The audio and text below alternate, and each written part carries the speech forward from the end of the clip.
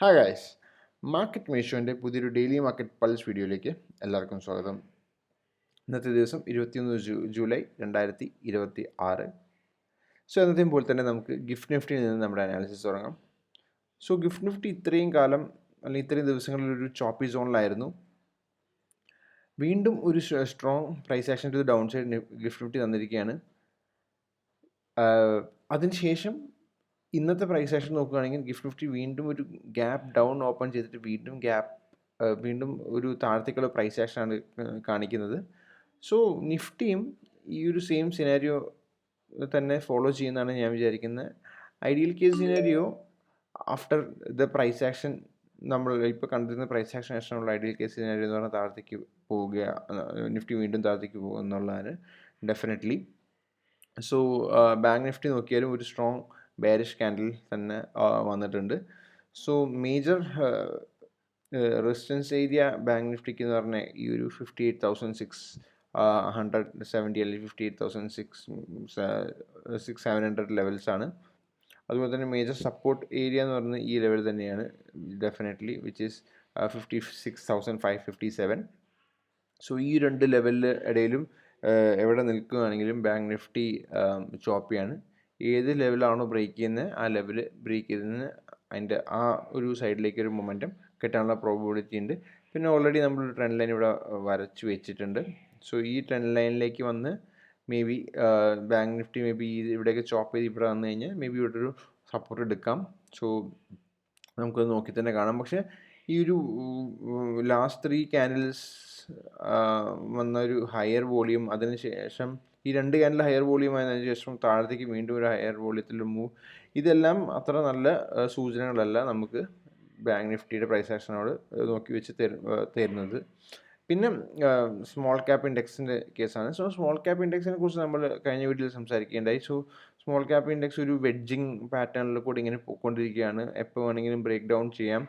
അതുപോലെ തന്നെ ഒരു സ്ട്രെങ്ത് സ്മോൾ ക്യാപ്പ് ഇൻഡെക്സ് ഇവൻതോ എല്ലാ മൂവിങ് ആവറേജിൻ്റെ മുകളിലാണെങ്കിൽ കൂടിയും അണ്ടർലൈങ് സ്റ്റോക്സ് സ്ട്രെങ്ത് കാണിക്കുന്നില്ല എന്നുള്ള കാര്യങ്ങളൊക്കെ നമ്മൾ പല വീഡിയോസിൽ ഡിസ്കസ് ചെയ്യുകയുണ്ടായി. ഡെഫിനറ്റ്ലി അതിന് ശേഷം ഒരു strong break down to the down സൈഡാണ് നമുക്ക് കിട്ടിയിരിക്കുന്നത്. അറ്റ്ലീസ്റ്റ് അണ്ടർലൈങ് സ്റ്റോക്സിൻ്റെ ഒരു weakness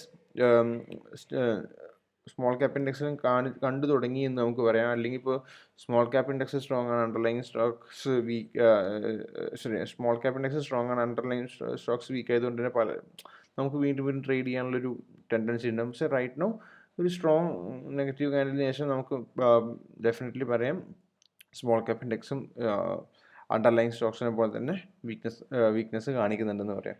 same thing goes for mid small cap 400 index. ഒരു ചോപ്പി എൻവിറോൺമെൻറ്റ് അല്ലെങ്കിൽ ഒരു വെഡ്ജി ആയിട്ടൊരു പാറ്റേണിൽ നിന്ന് വീണ്ടും താഴത്തേക്ക് ബ്രേക്ക് ഡൗൺ തരാൻ ശ്രമിക്കുന്നുണ്ട്. ഇതൊരു സ്ട്രോങ് ഡൗൺ സൈഡ് ക്യാൻഡിലാണ്. അതിനുശേഷം വീണ്ടും ഒരു സ്ട്രോങ് ഡൗൺ സൈഡ് ക്യാൻഡിൽ നമുക്ക് വേണമെങ്കിൽ വരുന്ന ദിവസങ്ങളിൽ കണ്ടുവന്ന് വരാം. അങ്ങനെയാണെങ്കിൽ വീണ്ടും മാർക്കറ്റ് വീണ്ടും താഴത്തേക്ക് പോകുന്നതായിട്ട് കാണാം. അതുപോലെ തന്നെ അണ്ടർലൈൻ സ്റ്റോക്സ് ഓൾറെഡി വീക്കാണ്. അപ്പോൾ നമ്മുടെ ലീഡിങ് സ്റ്റോക്സൊക്കെ വീണ്ടും നല്ല രീതിയിൽ താഴത്തേക്ക് പോയി നെഗറ്റീവ് ആണെന്ന് നമുക്ക് കാണാൻ പറ്റുന്നതായിരിക്കും. ഇന്ത്യ വിക്സ് എടുത്തു കഴിഞ്ഞാൽ ഇന്ത്യ വിക്സ് ഈ ഒരു 17 താഴെ നിൽക്കുന്നിടത്തോളം കാലം നമുക്ക് ഒരു extreme volatility in the market അല്ലെങ്കിൽ extreme fear in the market വന്നു തുടങ്ങിയെന്ന് നമുക്ക് പറയാൻ പറ്റില്ല. India VIX is okay. പക്ഷേ as far as indexes are concerned, ഇത്രയും കാലം ഇൻഡെക്സുകൾ സ്ട്രോങ് ആയിട്ട് പോസിറ്റീവായിട്ട് നിൽക്കുകയായിരുന്നു. പക്ഷേ റൈറ്റ് നൗ ഇൻഡെക്സുകളിലും ഒരു നെഗറ്റിവിറ്റി കണ്ടു തുടങ്ങിയിട്ടുണ്ട്. ഓവറോൾ മാർക്കറ്റിൽ ഒരു ചോപ്പിനെസ് ഒരു മെയ് എൻഡോടുകൂടി ജൂൺ സ്റ്റാർട്ടോടുകൂടി ജൂൺ ജൂലൈയിൽ ഒരു ഓവറോൾ മാർക്കറ്റിൽ ചോപ്പിനെസ് ഉണ്ടായിരുന്നു. ആ ചോപ്പിനെസ് വീണ്ടും ഒരു നെഗറ്റീവ് ട്രെൻഡിലേക്ക് ഇൻഡെക്സുകളിലും കാണിച്ചു തുടങ്ങി. അതൊരു നെഗറ്റീവ് സിനാരിയോ തന്നെയാണ് ഡെഫിനറ്റ്ലി. പക്ഷെ അറ്റ്ലീസ്റ്റ് എൻ്റെ ഒരു അഭിപ്രായത്തിൽ ഇങ്ങനെ ചോപ്പ് ചെയ്യുന്നതിനേക്കാളും നല്ലത് ഒരു strong move to down side, അതിന് ശേഷം ഒരു നല്ലൊരു റാലി വരികയാണെങ്കിൽ ആ റാലിയിൽ നല്ല മൊമെൻറ്റം കിട്ടുകയാണെങ്കിൽ അതായിരിക്കും ബെസ്റ്റ്. അല്ലാതെ നമുക്ക് ഞാൻ പറഞ്ഞു വരുന്നൊരു സിനാരിയോ എന്താ വെച്ചാൽ ഇതിങ്ങനെ പോയിട്ട് ഇങ്ങനെ വെറുതെ ഈ ഒരു ഏരിയയ്ക്ക് അത് ഇങ്ങനെ ചോപ്പ് ചെയ്യുന്നതിനേക്കാളും നല്ലത് താഴത്തേക്ക് വന്നിട്ട് പിന്നെ നല്ല സ്ട്രോങ് മൂവ് ഇങ്ങനെ ഈ ഒരു വൺ സൈഡഡ് മൂവ് കിട്ടുകയാണ് ഏറ്റവും നല്ലത്. അതായത് ഈ ഒരു ഏരിയയിൽ ഉണ്ടായിരുന്ന വീക്ക് ഹോൾഡേഴ്സിനൊക്കെ ഫ്ലഷ് ഔട്ട് ചെയ്തിട്ട് പിന്നെ ഒരു സ്ട്രോങ് മൂവ് ടു അപ്സൈഡാണ് എനിക്ക് എപ്പോഴും താല്പര്യം. കാരണം എങ്കിൽ മാത്രമേ നമുക്കൊരു സസ്റ്റൈൻഡ് ട്രേഡബിൾ എൻവിറോൺമെൻറ്റ് നമുക്ക് നമ്മുടെ മാർക്കറ്റ് ഉണ്ടാവുള്ളൂ. പക്ഷേ കറൻ്റ്ലി ഒരു ട്രേഡബിൾ എൻവിറോൺമെൻറ്റ് അല്ല. കാരണം ഞാൻ ഉദ്ദേശിക്കുന്ന മൂവ് എന്ന് പറഞ്ഞാൽ കണ്ടോ, ഈ രീതിയിലുള്ള മൂവ്സാണ്. കാരണം ഇവിടെ വന്ന് ഇവിടെ ഇങ്ങനെ ചോപ്പ് ചെയ്തുകൊണ്ടിരുന്നു, അതിനുശേഷം ഒരു സ്ട്രോങ് ഫ്ലഷ് ഔട്ട്, അതിനുശേഷം ഒരു റാലി. ഈ റാലിയിൽ നമുക്ക് ഒരുവിധം നല്ല സ്റ്റോക്സ്, നല്ല രീതിയിലുള്ള സ്റ്റോക്ക് സെലക്ഷൻ ചെയ്യാൻ പറ്റുന്ന ആൾക്കാരാണെങ്കിൽ ഡെഫിനറ്റ്ലി നിങ്ങൾ ഈ റാലിയിൽ കാശ് ഉണ്ടാക്കിയിട്ടുണ്ടാവും. പക്ഷേ സെയിം സിനാരിയോ ആണ് ഞാൻ വീണ്ടും പ്രതീക്ഷിക്കുന്നത്. വേറൊന്നുമല്ല, അല്ലാന്നുണ്ടെങ്കിൽ വീണ്ടും ഈ ഒരു ലെവലുകളിൽ നിന്ന് ചോപ്പ് ഇരിക്കും എന്നാണ് എനിക്ക് പേഴ്സണലി എനിക്ക് തോന്നുന്നത്. അതുകൊണ്ട് തന്നെ ഒരു നല്ലൊരു ഫ്ലഷ് ഔട്ട് ഇവിടെ ഈ ഒരു ഏരിയയിലൊക്കെ ട്രേഡ് എടുത്ത ആൾക്കാരെയൊക്കെ ട്രേഡ് എടുത്ത് ഹോൾഡ് ചെയ്യുന്ന ആൾക്കാരൊക്കെ ഫ്ലഷ് ഔട്ട് ചെയ്തിട്ട് വീണ്ടും ഇൻസ്റ്റിറ്റ്യൂഷൻസ് ഇതിനെ ഈ മാർക്കറ്റിനെ വീണ്ടും ഹയർ ലെവലിലേക്ക് മൂവ് ചെയ്യിക്കും എന്ന് ഞാൻ പ്രതീക്ഷിക്കുന്നു. സോ ഇങ്ങനത്തെ ഒരു മൂവാണ് ഞാൻ പ്രതീക്ഷിക്കുന്നത്. സോ മേ ബി എനിക്കറിയില്ല, ഓൾറെഡി സീസണലി നമ്മൾ ഒരു വീക്ക് ഏരിയയിലാണ് ഇപ്പോൾ നിൽക്കുന്നത്. Basically July end to August and September വളരെ വീക്കായിരുന്നു സീസണലി മാർക്കറ്റ്സിലെ എല്ലാ കൊല്ലവും ഉണ്ടാവാറ്. എല്ലാ കൊല്ലവും എന്നല്ല, ഒരു മോസ്റ്റ് പ്രോബബിലിറ്റി കൂടുതൽ July August September, may be first half of October എന്നീ സമയങ്ങളിൽ അത്ര നല്ല സമയങ്ങളായിട്ട് മാർക്കറ്റിൽ കണക്കാക്കാറില്ല. സോ അതുകൊണ്ട് തന്നെ മേ ബി ഈ ഒരു 18% താഴെ വന്ന മാർക്കറ്റ് ഈ ഒരു ട്രെൻഡ് ലൈൻ്റെ ലോ ഒക്കെ ടെസ്റ്റ് ചെയ്താൽ നമുക്ക് അതൊരു വലിയൊരു വലിയൊരു പ്രോബ്ലമായിട്ട് എനിക്ക് തോന്നുന്നില്ല. കാരണം വീണ്ടും അവിടെ നിന്ന് നമുക്കൊരു നവംബർ ഡിസംബറിൽ മേ ബി വീണ്ടും ഒരു റാലി മുകളിലേക്ക് കിട്ടാവുന്നതാണ്. So that is all about indexes. നമ്മൾ ബ്രെഡ്ത്ത് അനാലിസിറ്റിക്ക് പോയി കഴിഞ്ഞാൽ ബ്രെഡ്ത്ത് ഈസ് വീക്കനിങ് അല്ലേ. സോ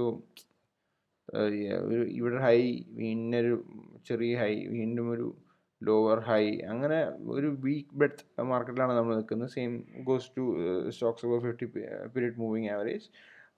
അതുപോലെ ഷോർട്ട് ടേം ട്രെൻഡ്, ഞാൻ നേരത്തെ പറഞ്ഞ ചോപ്പിനെസ്, ഇൻഡെക്സിൽ കണ്ടെന്ന ചോപ്പിനെസ് ഷോർട്ട് ടേം ട്രെൻഡിലും കാണിക്കുന്നുണ്ട്. വെറുതെ ചോപ്പി ആയിട്ട് ഒരു ലെവലിൽ മുകളിലേക്കോ താഴത്തേക്കോ ഒന്നും ഇല്ലാതെ കണ്ടോ, ഇങ്ങനെയുള്ള ഈ ഒരു മൂവ്സ് നമുക്ക്, അല്ലെങ്കിൽ ഇത് ഇങ്ങനൊരു മൂവാണ് നമുക്ക് വേണ്ടത് ട്രേഡ് ചെയ്യാൻ. പക്ഷേ ഇങ്ങനത്തെ ഒരു ഷോപ്പി എൻവിറോൺമെൻറ്റിൽ നമുക്ക് ട്രേഡ് ചെയ്ത് കഴിഞ്ഞാൽ ഒരുപാട് സ്റ്റോപ്പ് ലോസസ് അടിക്കാൻ ചാൻസ് ഉണ്ട്.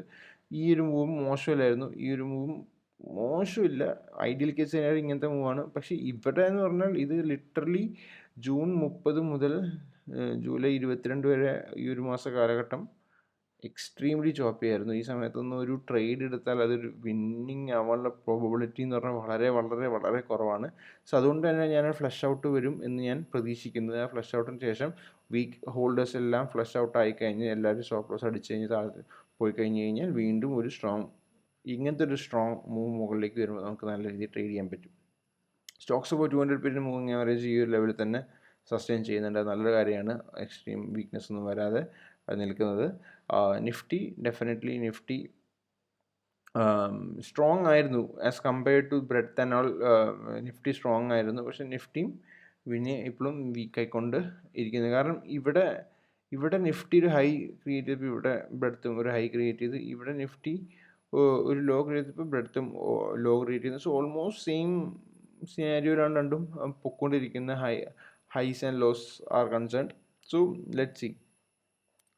52-week high low numbers positive and kind of sustaining at the same level ആണ്. സോ അതും വളരെ നല്ലൊരു സിനാരിയോ ആണ്. സോ ആൻഡ് മാർക്കറ്റ് ബ്രെഡ്ത്ത് നോക്കുകയാണെങ്കിൽ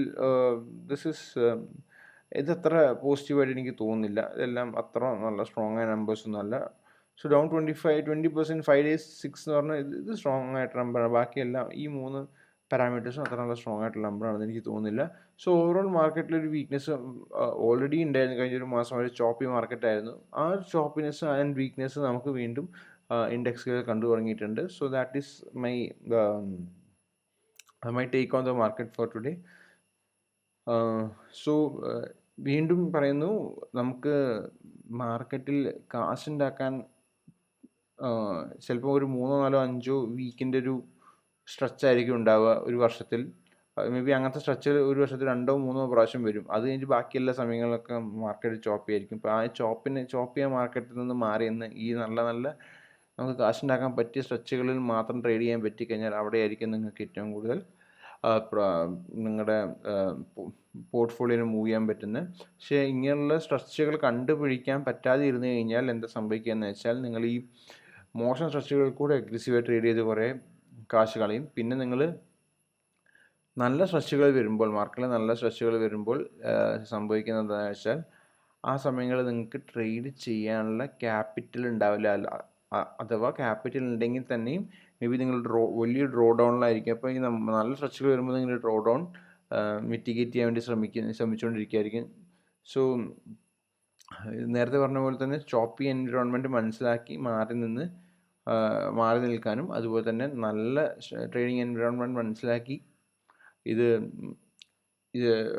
സ്റ്റോക്സിലേക്ക് കൂടുതൽ അഗ്രസീവ് ട്രേഡ് ചെയ്യാനും ശ്രമിക്കുക. So that is all for today. Thank you for watching. Happy trading. By.